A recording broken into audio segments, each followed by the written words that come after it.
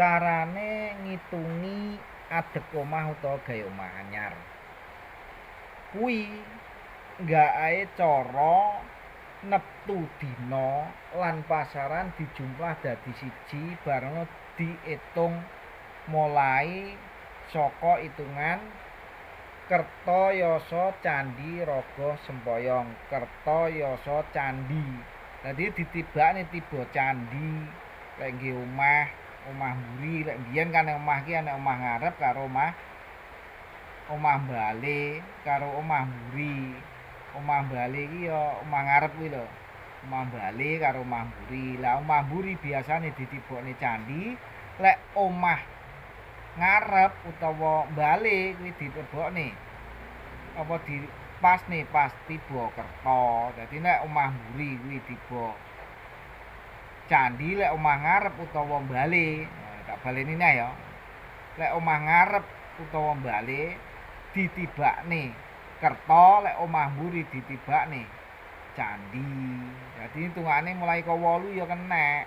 Candhi apa Kertayasa Candhi Raga Sempoyong. Kertayasa Candhi 8.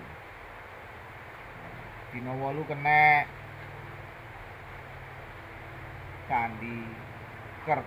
Candhi ya. Dina 8 kuwi mau dina 8 kenek. Dina 8 apa? Ya Senin karo Wage, Senin Wage. Sing penting digoleki engko digandene karo naas-naas. Contone dinane Kertayasa Candhi Raga Sempoyong. Kertayasa Candhi Raga Sempoyong. Kertayasa Candhi dina 13-an. Apa ae contone dina 13-an? Digoleki akad pon, akad ki 5, pon 7. Oh 12 kleru. Berarti sing 13 apa? Digoleki neh. Berarti akad kliwon. Kliwone 8, akate 5. 8 karo 5 13, dina 13 ya. Iya toh? Lek akad pon dina 12. Tapi lek 13 kuwi akad kliwon, 8 karo 5 13. Kertayasa Candhi Raga Sempoyong. Kertayasa Candhi Raga Sempoyong. Kertayasa candhi. Ngono lho Lur.